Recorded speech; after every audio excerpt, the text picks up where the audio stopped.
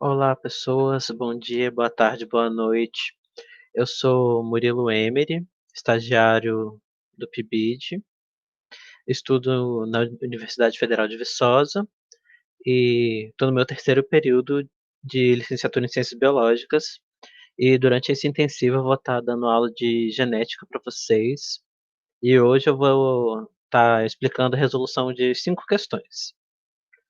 Questão 1. Em um experimento, preparou-se um conjunto de plantas por técnica de clonagem, a partir de uma planta original que apresentava folhas verdes. Esse conjunto foi dividido em dois grupos, que foram tratados de maneira idêntica, com exceção das condições de iluminação, sendo um grupo exposto a ciclos de iluminação solar natural e outro mantido no escuro.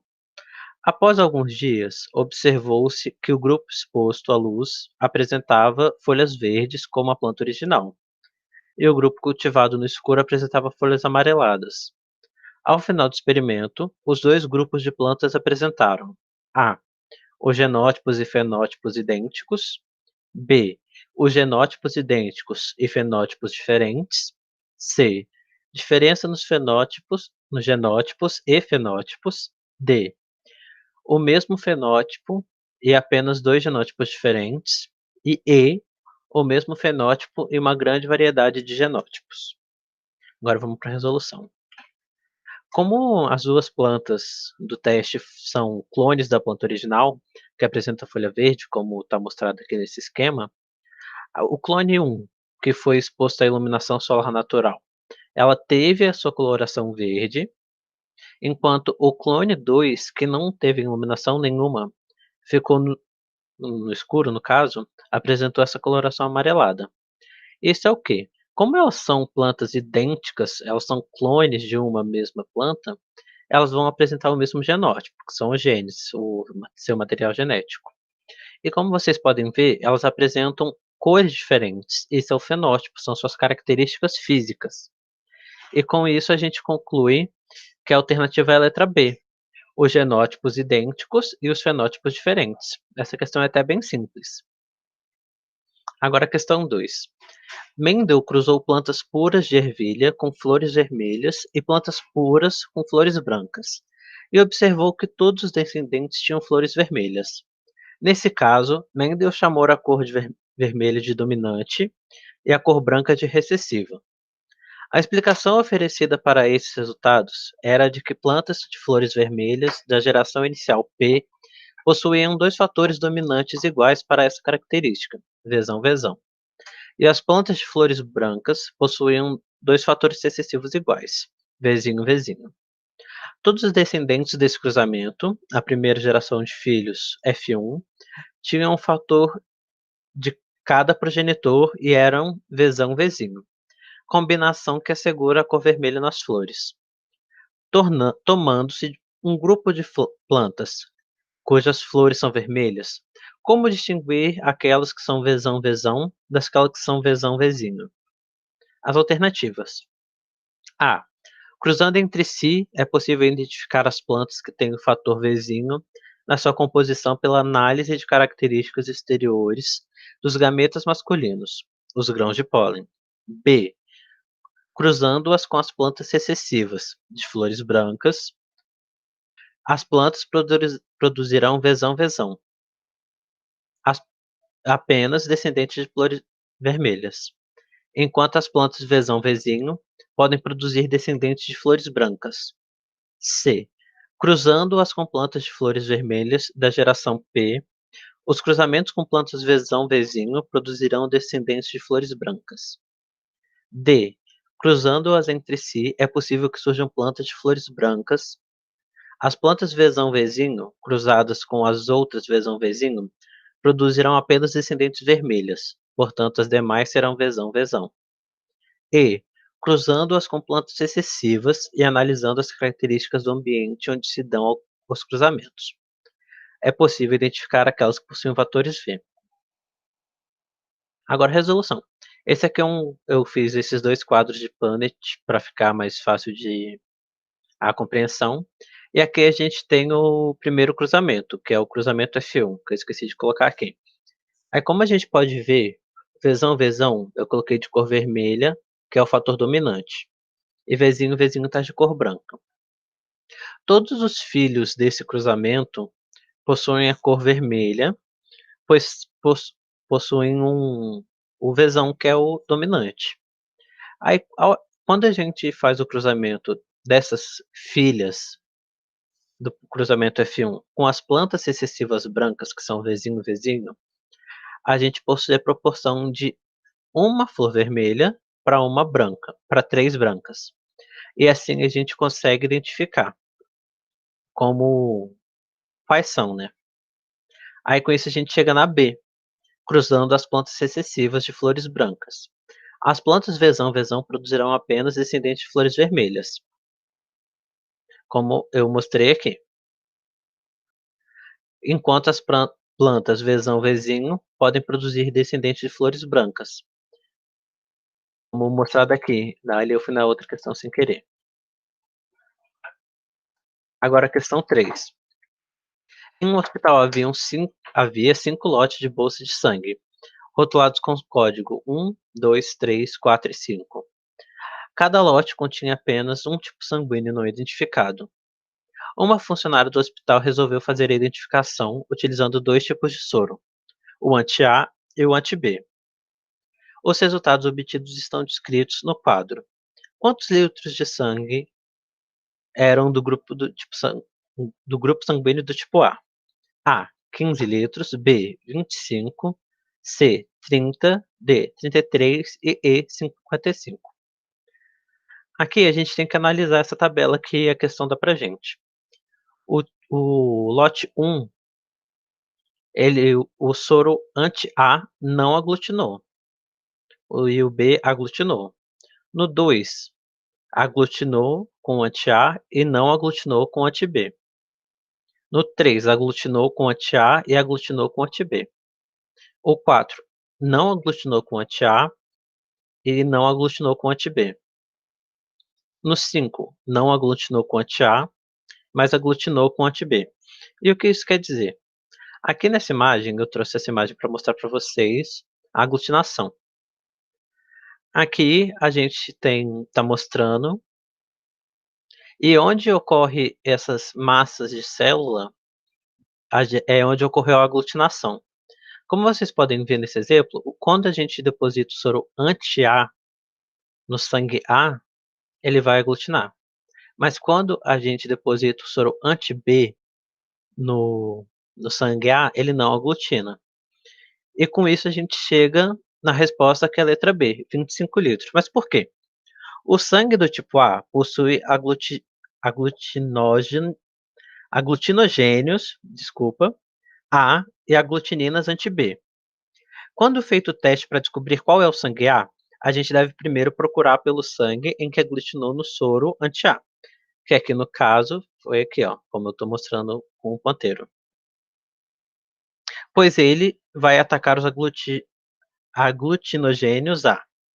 E também procurar em qual não houve aglutinação com o soro anti-B, uma vez que ele não ataca o aglutinogênio A. E como eu falei, a única que pode ser é essa, onde o soro anti-A aglutinou e o anti-B não aglutinou. Agora questão 4. Considere que exista um gene com 2 alelos, um dominante, que permite a expressão da cor, e um recessivo, que não permite a expressão da cor. Considere ainda que em um oceano existam 2 ilhas próximas e que, na ilha 1, todos os ratos apresentam pelagem branca e, na ilha 2, todos apresentam pelagem selvagem. Nesse contexto, considere que as consequências de uma atividade vulcânica tenha sido o surgimento de uma ponte entre as 2 ilhas, o que permitiu o trânsito dos ratos nas 2 ilhas. Suponha que, em decorrência disso, todos os acasalamentos tenham ocorrido entre ratos de ilhas diferentes, e a geração seguinte, F1, tenha sido composta exclusivamente de ratos com pelagem selvagem.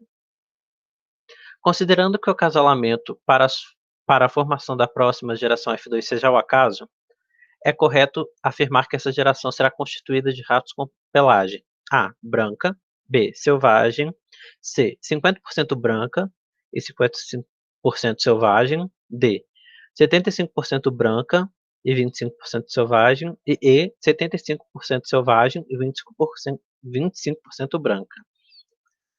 Aí, para fazer a resolução, eu fiz esse outro quadro de Planet e esses ratinhos aqui para ficar mais fácil de entender. Aí a gente faz como? Cruzamento F2. Como lá falava que todos os ratos apresentavam pelagem selvagem e que o gene dominante era a pelagem selvagem e o recessivo não tinha cor, não expressava cor. Nesse quadro a gente pode ver o seguinte: durante o cruzamento vai ocorrer que 3/4 dos filhos vão ter pelagem selvagem e apenas um quarto vai possuir a pelagem branca. Aí a gente chega nesse resultado. Mas por que eu coloquei que aqui era Vzão Vzinho? Porque aqui no início fala um dominante que permite a expressão de cor e um recessivo que não permite a expressão. Aí depois fala que todos possuíam a pelagem selvagem e que depois ocorreu ao acaso. E é correto afirmar que a geração será constituída com ratos da... Aí é que vem a pergunta, né? Li errado, desculpa. Aí com isso a gente chega na resolução, que é 75% selvagem e 25% branca. Agora a última questão que eu separei foi essa questão, a questão 5. A cariotipagem é um método que analisa as células de um indivíduo para determinar seu padrão cromossômico. Essa técnica consiste na montagem fotográfica, em sequência, dos pares de cromossomos e permite identificar um indivíduo normal, 46XX ou 46XY, ou com alguma alteração cromossômica. A investigação do cariótipo de uma criança do sexo masculino com alteração morfológica e comprometimento cognitivo verificou que ela apresentava a fórmula cariotípica 47XY mais 18. A alteração cromossômica da criança pode ser classificada como A, estrutural do tipo deleção, B, numérica do tipo euploidia, C, numérica do tipo poliploidia, D, estrutural do tipo duplicação e do tipo aneuploidia. Aí aqui eu vou fazer uma pequena explicação desses tipos que foi citado ali na questão e vou explicar a resolução. A deleção é quando ocorre alteração cromossômica em que uma parte do cromossomo é perdida, e assim ocorre a perda do material genético também. A euploidia é alteração cromossômica numérica, em que afeta todo o genoma e não apenas um cromossomo, podendo ser diminuição, que seria 23, ou aumento, 69.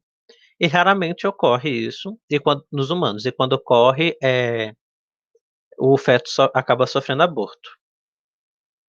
Aí tem a poliploidia, que é a situação genética de núcleo celular, célula ou organismo em que há de dois conjuntos de cromossomos homólogos. Há mais de dois conjuntos, desculpa, eu errei. Aí tem a duplicação, que é a alteração estrutural que ocorre a repetição do material genético.